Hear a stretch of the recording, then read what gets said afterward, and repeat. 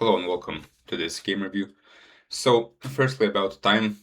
In general, in classical games, most of our moves should be made quite quickly.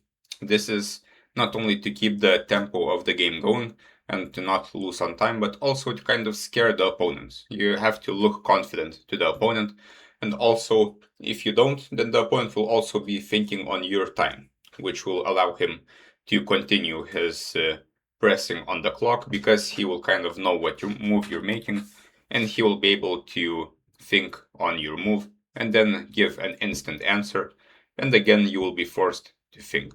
So most of the moves should be made quite quickly, like 1 or 2 minutes, of course not instantly, and at some points of course we have to slow down and calculate some variations and then continue playing kind of quickly, especially if it's not 90 minutes, it's just 60.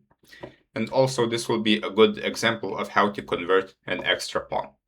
So we got this French position, and white made some kind of nonsense moves, and the black got a pawn advantage. So at the moment, black has some problems, namely his development. He has only one piece developed against three. White's pieces aren't that well developed, but they are developed. So the first stage of converting the extra pawn will be to consolidate and to stabilize the position, namely by castling and developing the pieces. So this happened quite nicely. A6 is played. This is possible. Maybe knight c6 is also possible, though here we would get some kind of problems. This is a bit uncomfortable. But okay, a6 is fine. Generally, we wouldn't want to move pawns when we need to develop pieces, but okay. Here, bishop e7, castles, castles, and f4. So white didn't really do much with his initiative, and now black has kind of consolidated, and now we must continue developing the pieces. So here, black played f5, which is a very ugly move as it creates a weakness on e6, a weakness on e5, and this was really unnecessary, as there was nothing wrong with black's position. We could just continue developing, and if f5, then even taking here is fine. The most precise is bishop take to c5, and here we will also exchange some bishops. And white of course has no attack here. We can continue exchanging pieces. Queen b6, rook e8, rook d8. We can even take the pawn here to exchange for the weak pawn on d5. And the position should be quite easy to win. But instead f5, and now I think this position is a bit tricky as now white has some targets to play against. Instead bishop f2, and now we get another pawn. And so this kind of makes it easier. And now we of course have to exchange all the pieces. And of course, when exchanging pieces, we should be a bit careful, as with all the exchanges that we make, we are kind of giving up small concessions. As we can see here, black has two pawns and kind of no positional problems apart from these squares. But as we will see a little bit later, black will be left with this horrible bishop, and there will be a lot more problems. Here bishop c5, bishop f2, bishop takes d4. So yeah, so this is quite extreme, giving up this great bishop for this knight, leaving white with this great bishop on d4. But since we are two pawns up, this is fine. Knight c6, queen d2, and black is allowed to continue exchanging pieces. And at this point, black has almost exchanged all of them. Now we just have to develop this bishop, and ideally we should get these pawns going, because now they can be fixed on dark squares, which will not allow us to use our majority in the center. So queen d6 and the b6, this has the idea of queen c5, but this is a bit uncomfortable due to knight a4, and now we cannot play queen c5, the pawn is hanging, and if we lose one of the pawns, then white will actually have some compensation because of his blockade on the dark squares and this bad bishop, so we must defend it. And for example, after c4, white has some kind of targets. He might win a pawn on d5. Of course, black is still winning if he plays correctly, but already there is something to look at. Instead, if we had played the simple bishop d7, kind of stopping the plans of exchanging all the pieces for the moment and just developing the rest of the pieces, bishop d7, rook c8, and then either queen c5 or simply b5, b4, playing normal chess, white has no chance of survival here, as he has no targets. But after b6, knight e2, queen c5, now we're able to exchange the queens. g5 is a bit of a strange move, not sure why this was needed. And now we took, and the bishop b5, and we got to exchange a lot of pieces. But in the meantime, we kind of lost a pawn in the way that this pawn on e6 can now no longer play a role because it is blockaded quite well. So now we have, well, we always have to think about where the pawns are, right? So we have this 5-on-3 majority on the king side, and the 5-on-3 usually translates to 2 connected passed pawns, which would win the game. But here, unfortunately, due to this pawn being here, this is not really possible. So we will have to either exchange this pawn somehow, or try to play elsewhere and make the pawn count somewhere else. So now king f7. This makes sense, but now after rook c3, rook f to c8, probably it makes more sense to use this rook because this one can go to e8. But here rook h3, and now we have some kind of problem. Before making the move rook f8, we should have thought about what the opponent might play. And here, of course, he doesn't want to exchange the rooks. Rook h3 should be thought about. And now we are probably going to lose one of the pawns, because if we defend and after rook h6, this is extremely uncomfortable. Even though we are 2 pawns ahead, we can't move any of the rooks and any of the pawns, so our advantage is limited. So h5, this is a good move in the circumstances, and king g6, rook h3, and rook c6. So now black will double on the c file, rook h to e3, and rook e8. So firstly, you decide to play faster here, which I guess is not really the moment to play faster, because the position is not that easy anymore. You could have played faster a bit earlier, but yeah, if you don't have time, then what can you do? And yeah, here rook e8.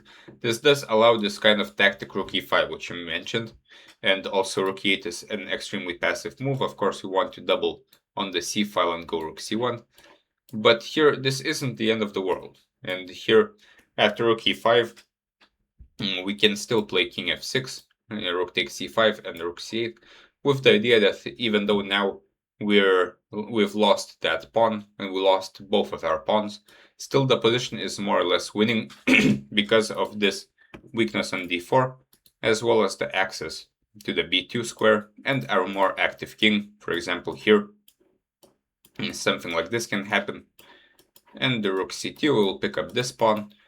Our rook is still attacking all the other pawns, and black should be winning. But of course, we are losing our last extra pawn, so this is quite unfortunate, and psychologically it can be quite daunting.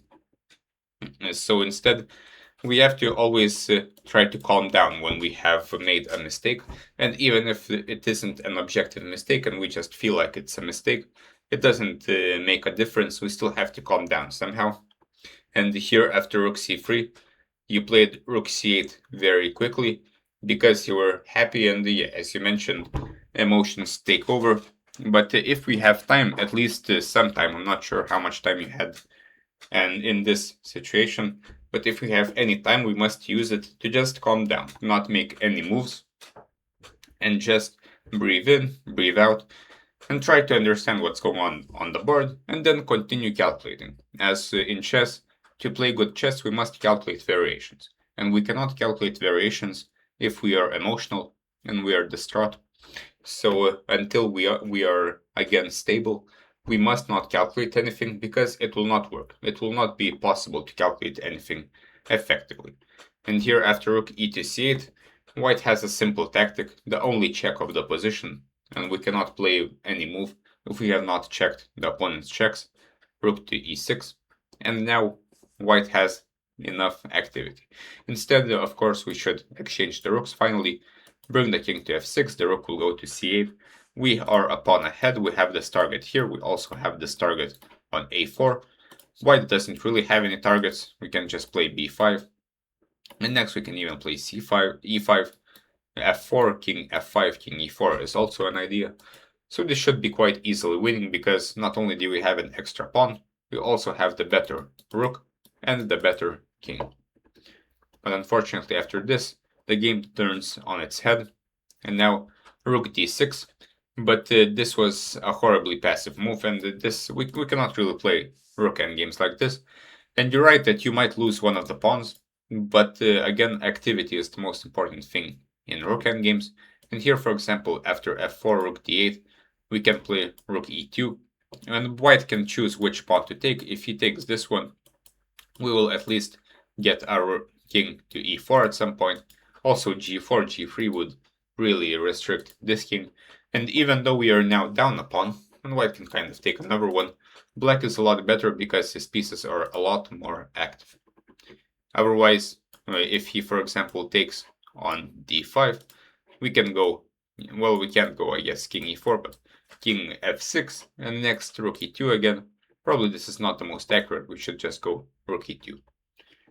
But here, rook d6, and now we are kind of down a rook. Now only white can be better because the material is equal and his rook is more active. So of course, we should look for activity at any cost. Now king f2, f4, h3, king f5. And yeah, here rook e4 is played.